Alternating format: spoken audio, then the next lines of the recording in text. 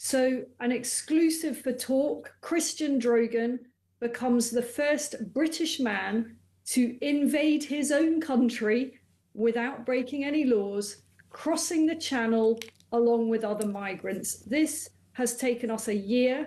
It has been extremely difficult, extremely high stakes, very, very risky, but I'm proud to say that we've completed the mission. We've recorded everything, lots and lots of extraordinary footage and twists and turns.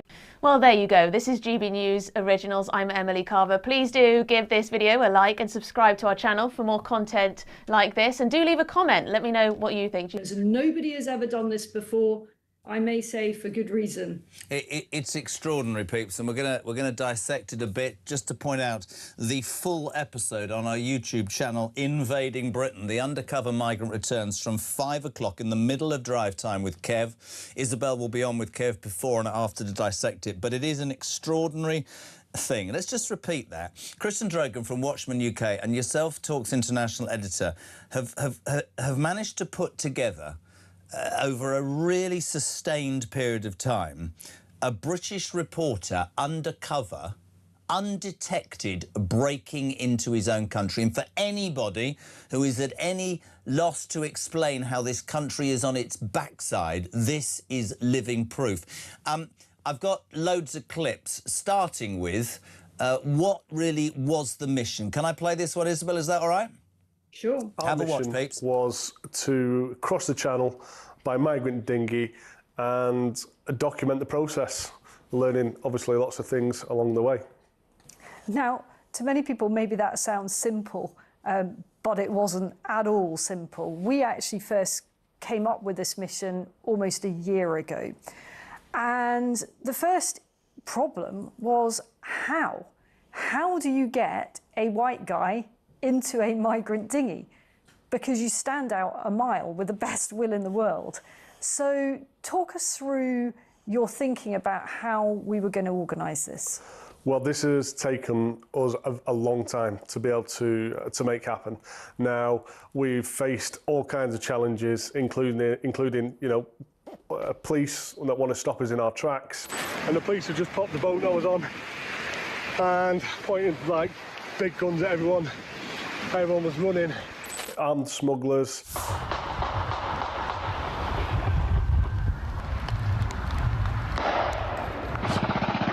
Just trying to really find how you can get into this this line of smuggling without being sort of detected. You cannot just turn up to France, north of France, with some money and get on a boat. They have people planted around the world, and this starts well before France. You talked about the danger, Isabel, and how long this had taken to put together. Was there any point where yourself and Christian thought, no, this is too dangerous, because this is extraordinary? We're seeing gunshots, we're seeing armed police there, and this is just a flavour. The full episode is extraordinary. Well, there was certainly a point where we thought, actually, you know what, this is impossible. And yes, there were moments where, you know, I wasn't the one in those migrant camps. I wasn't the one running the gauntlet of those criminal gangs. I wasn't the one who was awake every hour after nightfall, hearing gunshots and fearing that my cover was going to be blown. But I took responsibility for this operation. I led this operation. Christian is not a journalist by background, so this was a team effort. And it was very, very frightening, I think, for both of us, especially for him. But I actually began to think, and I know he did too, that we weren't going to be able to pull this off.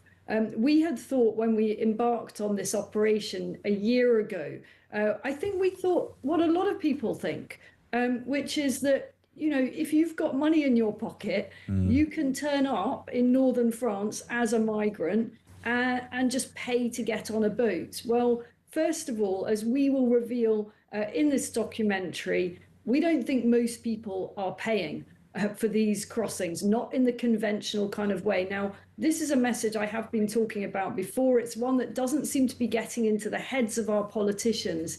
Once you realise that probably the majority of people in those boats are not paying for their crossing in the normal way, handing over money that changes everything, because then you realise what they're having to do to pay back their boat fare. If the Royal Navy, working with Border Force, because Border Force have 4 great big vessels based in Ramsgate that are out there, if the Royal Navy, Royal Marines with Border Force started picking up boats at the 12-mile line and saying, under the international law of the sea, these people are in peril, we're going to take them back to the nearest safe place, and that's France, and take them back to the beach from which they came, there might be an international incident. Would you do that if you were Prime Minister? Well, yes. I would. And here's why. Tony Abbott did it. Tony Abbott... I interviewed him.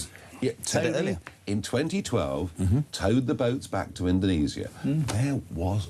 Well, now, my brother's wife at that point, Australian, talked to me, and it was a bit left. 90... The world went mad. Yeah. How disgraceful. Yeah. And he said, oh, sorry, my education system's overrun, my health service is overrun. Yeah. Held at a referendum, 90% of Australia voted in favour. And I said earlier, you know Albanese, who took over, the left-winger, he's kept the same bloody policy going. Of course they've kept that, because the problem's not there anymore. It can be done, but also there's another angle to this. It's actually in France's interest to sort this out. Yep. Can you imagine if you lived in one of those villages near Calais on the Côte d'Opale? You know, and by the way, this is now going as far west as Dieppe. Yeah. Dieppe's in Normandy.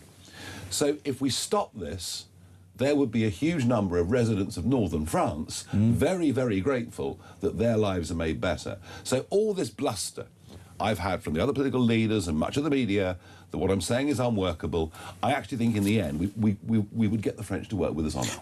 The announcement of Operation Fortress by Reform UK leader Nigel Farage and Home Affairs spokesperson Zia Yousaf has sent shockwaves through the corridors of power. Designed as a sweeping, military-led response to small boat crossings in the English Channel, the proposal calls for the deployment of His Majesty's Royal Navy to secure maritime borders. Rather than relying on traditional border force assets, the policy envisions an integrated surveillance command that unifies military intelligence to monitor every nautical mile between Dover and Calais. Under this framework, unauthorised vessels intercepted at sea would be systematically escorted back to French shores, fundamentally altering the dynamic of Channel migration.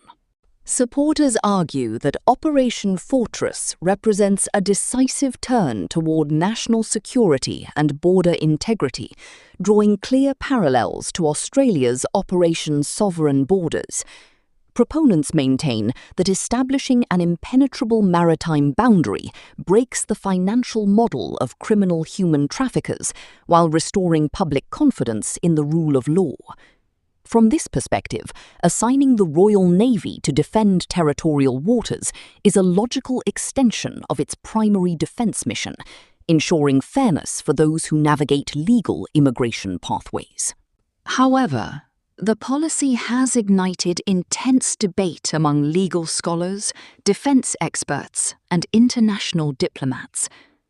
Critics point out that deploying naval vessels into French territorial waters without formal bilateral agreements violates international maritime law and sovereign jurisdiction.